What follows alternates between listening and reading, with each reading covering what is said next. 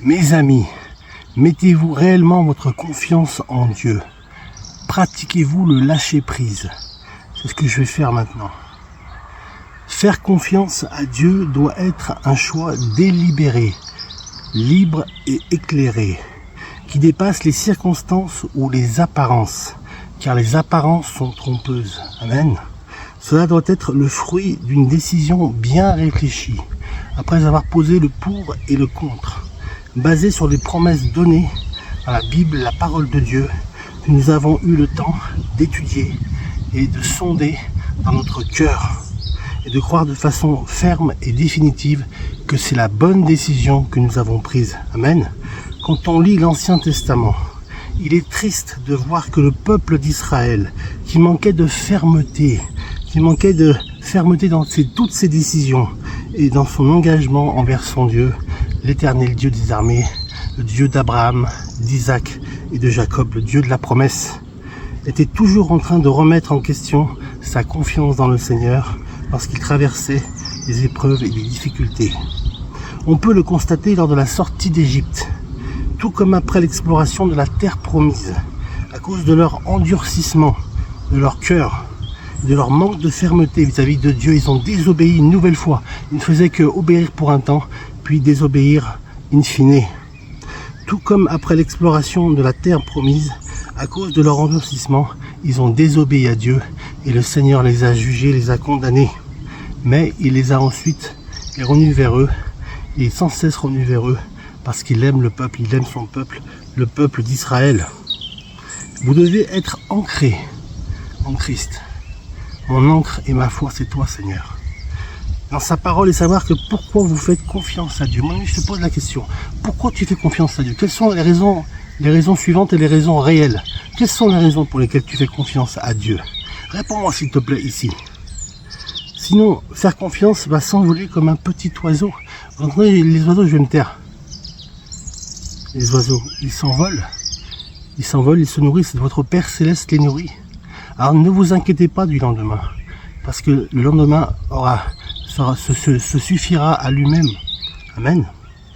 Vous êtes, quand vous vous inquiétez comme un petit oiseau, à la première difficulté, vous serez dans la confusion. Confusion. Vous devez prendre position devant l'Éternel et devant le diable.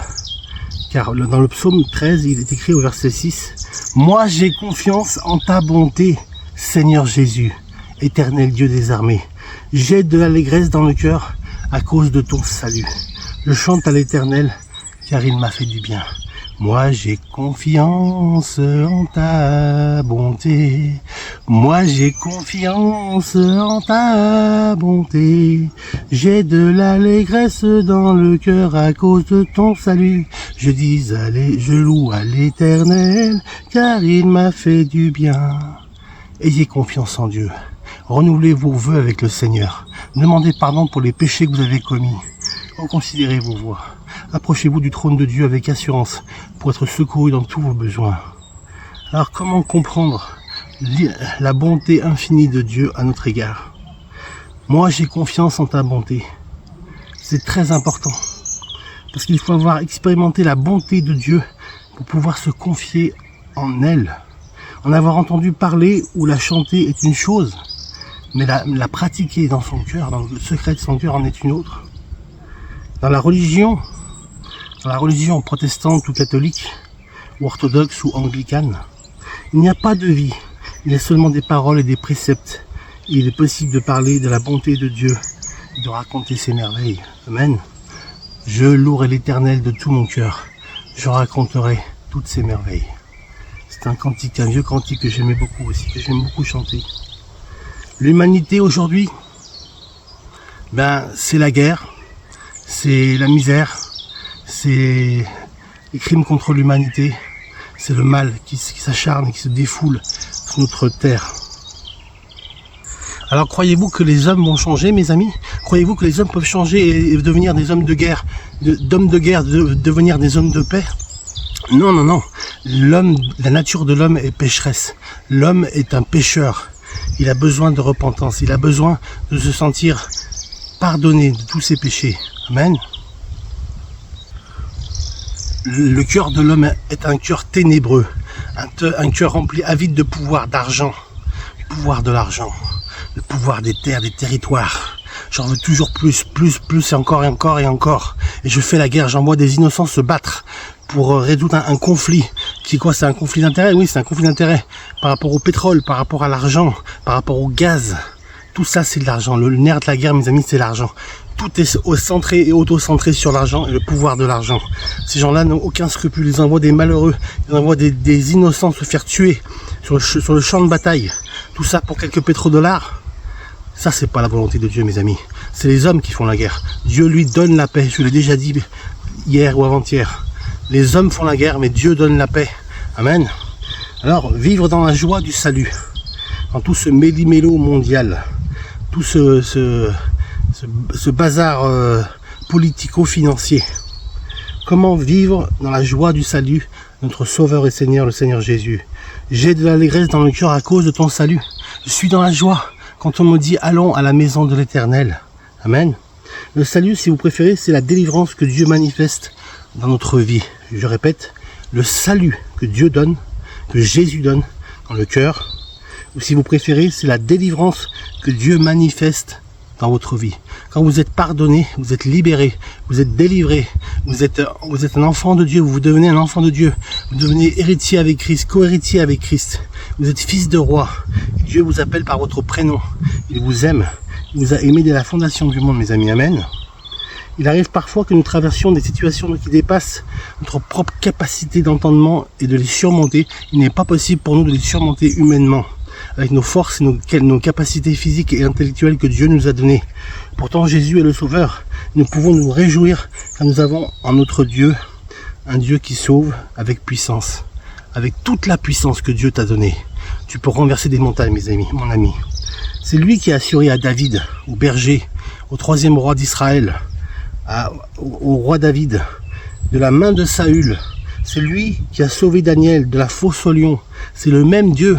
Nous avons le même Dieu. Le Dieu qui a sauvé David de la main de Saül et le Dieu qui a sauvé Daniel de la fosse au lion. C'est le même Dieu, mes amis. C'est le même Dieu. Et bien d'autres encore parce qu'ils avaient mis leur confiance dans la bonté de Dieu. Compte les bienfaits de Dieu. Mets-les tous devant tes yeux. Et tu verras en adorant combien leur nombre en est grand. Amen. Et puis, si nous sommes tristes, si nous sommes malheureux, nous disons, Seigneur, j'ai mis ma confiance en toi, il n'y a rien qui se passe. Ça va tout à volo, ça va tout de travers. Chantez. Chantez à Dieu, chantez. Chantez à notre roi, chantez. Chantez car il est Dieu de tout l'univers. Dieu est le Dieu du cosmos, de tout l'univers. Pour réagir de cette manière, il est évident qu'ils avaient établi dans leur vie cette confiance dans la bonté de Dieu. Et qu'il est en train de se réjouir de son salut. Car Dieu nous sauve. Si nous approchons de lui avec assurance, nous pouvons être secourus dans tous nos besoins. Amen. Dans Jean au chapitre 5 et verset 20. Car le Père aime le Fils et lui montre tout ce qu'il a fait. Dieu montre aux autorités, aux dominations, tout ce que le Fils a fait. La gloire du Fils. Il lui montrera des œuvres plus grandes que celles-ci, afin que vous soyez dans l'étonnement. Dieu est un Dieu c'est le Dieu de l'impossible. Dieu de l'impossible qui accomplit des prodiges et des miracles. Qui accomplit des choses merveilleuses pour toi, qu'il en réserve et pour moi. Car Dieu est un Dieu puissant. Amen. La vraie louange n'est pas une prestation musicale, c'est pas un concert, c'est un culte de louange à Dieu, un culte de louange et d'adoration. C'est plus qu'une seule prestation musicale ou vocale. Mais c'est l'expression de quelque chose de puissant qui doit se bouillonner et sortir de notre cœur. Amen. Notre cœur intérieur. Dans le secret de nos cœurs, nous louons Dieu. Dans le secret de nos cœurs, nous adorons Dieu. Dans le secret de nos cœurs, nous exaltons Dieu. Dans le secret de notre cœur, nous magnifions Dieu. Il est plein de bonté, plein de miséricorde à notre égard. Amen. Alors, mes amis, le résultat de tout cela, c'est la confiance réelle. Quand vraiment tu lâches prise, quand tu dis Seigneur, je ne sais pas ce que tu vas faire avec ça. Qu'est-ce que je dois faire maintenant, Seigneur? Qu'est-ce que je dois faire maintenant? Pose-toi la question. Et Jésus te répondra par son Saint-Esprit. Il te dira, mon fils, prends patience. Le temps arrive où la bénédiction est là. Elle est à la porte. Elle est à la porte, la bénédiction. Et la promesse que j'ai faite pour ta vie s'accomplira. Elle s'accomplira certainement. Si elle tarde, attends-la. Car elle s'accomplira. La promesse que j'ai pour toi, pour ta vie, s'accomplira. Elle s'accomplira certainement. Mes amis, j'aimerais terminer. Quand vous avez confiance en Dieu, vous avez la sérénité dans votre cœur, vous avez la paix du cœur. Et quand tu as une fréquentation, quand tu désires fonder une famille, un foyer, tu demandes des confirmations. J'aimerais parler de cette confiance que nous avons. Car Dieu ne veut pas le pire pour toi. Dieu veut le meilleur. Et si tu as la paix, les belles fleurs, si tu as la paix du cœur, eh bien, Dieu, ça c'est une preuve que Dieu est d'accord avec ce que tu es en train d'entreprendre. Alors mon ami, sois confiant. Garde ta paix. Garde ta foi en Dieu. Persévérer dans la prière. Amen. Persévérer dans la prière. Amen.